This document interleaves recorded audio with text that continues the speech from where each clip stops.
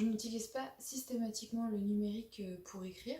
C'est un outil qui va m'aider, par exemple, pour aller plus vite, ne pas forcément passer mon temps à recopier ce que je peux écrire sur du papier.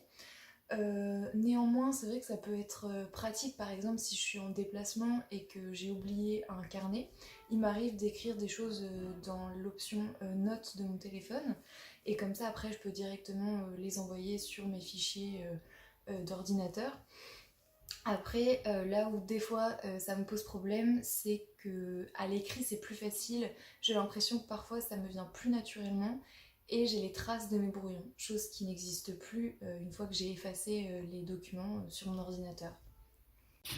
Donc, du coup, le numérique, moi, au début, c'était plus une sorte d'aide ou de support, mais assez distancé parce que j'ai eu du mal à me familiariser avec. Quand j'ai commencé à écrire, j'écrivais à la main. J'essayais pas vraiment d'écrire à l'ordinateur, un peu peur que l'inspiration ne vienne pas. Ce qui a certainement joué ici, c'est qu'au collège ou au lycée, on écrit beaucoup à la main, mais on n'utilise pas beaucoup de support numérique.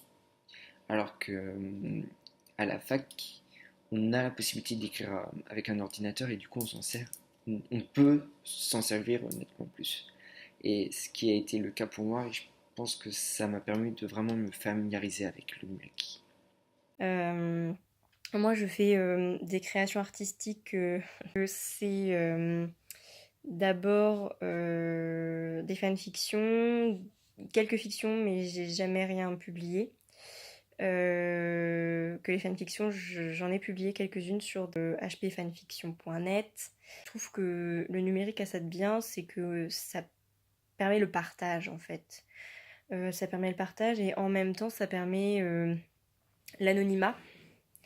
C'est-à-dire que bon bah voilà, si on n'a pas trop confiance en soi, on met un pseudo, on dit pas forcément à nos proches qu'on fait ce genre de choses et on peut discuter avec des gens qu'on connaît pas, qui ne nous connaissent pas de, du procédé de création, de nos histoires, de leurs histoires, et ça permet d'avancer, de progresser, d'avoir des critiques positives, des critiques négatives, et de ne retirer que le meilleur en fait. Donc j'ai pas un seul type d'écrit que je peux faire. Je peux travailler sur des poèmes, sur des nouvelles. J'aime pas écrire une seule fois. J'aime bien écrire par petits morceaux. Donc c'est pour ça que le numérique est assez pratique puisqu'il enregistre tout. J'aime bien également réagencer. Par exemple, si je travaille sur plusieurs textes, plusieurs poèmes ou plusieurs textes courts, je sais jamais dans quel ordre je vais les placer. Comme je change très souvent d'avis, c'est souvent pratique de pouvoir utiliser le numérique à ce moment-là. Est-ce qu'on crée de manière différente quand on est à l'écrit ou quand on est avec le numérique? Comment est-ce qu'on utilise en fait ce support du numérique? Et avec les créations, les options possibles avec le numérique, je pense qu'on peut faire vraiment des choses très particulières, singulières et différentes par rapport à celles de l'écrit. Donc, du coup, j'essaie d'écrire un roman en fait, et mon roman sera en plusieurs tomes qui se concentreront tous sur une vie différente de mon héroïne. Et du coup, cela va se passer à plusieurs époques.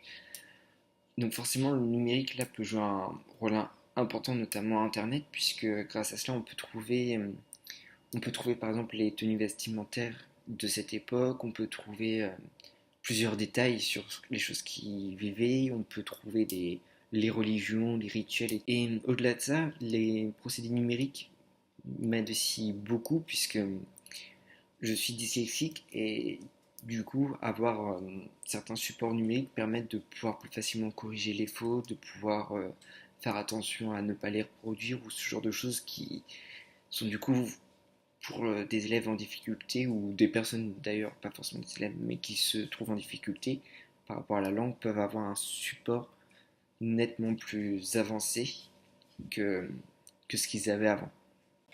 Aussi, dans le processus même de création, parfois, comme on reste cantonné, en tout cas pour ma part, je reste cantonnée à écrire sur mon ordinateur, je prends peut-être pas suffisamment les opportunités d'écrire dans d'autres moments.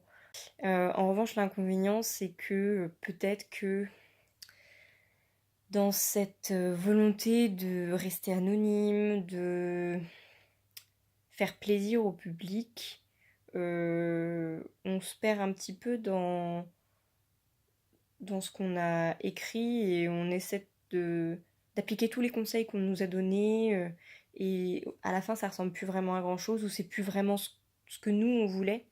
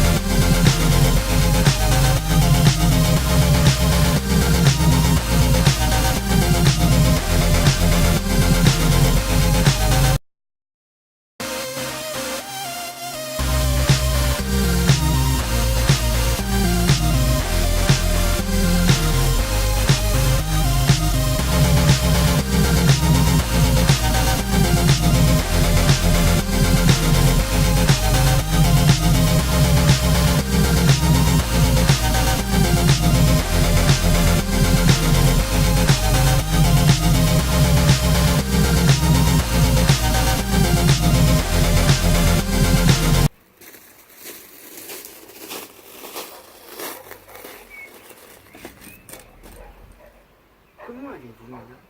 Ça va, à part que j'ai rien à faire ici. Pourquoi ressentez-vous cela? Je suis pas malade, je délire pas. Ce que je dis, c'est vraiment passé. J'ai même écrit ma première autobiographie.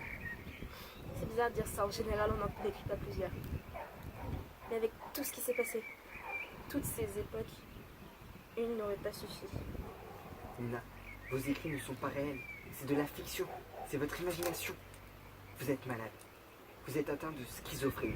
Tant que vous ne l'acceptez pas, vous ne pouvez pas avancer. Alors comment expliquez-vous que je puisse décrire des périodes historiques, des paysages si c'est faux?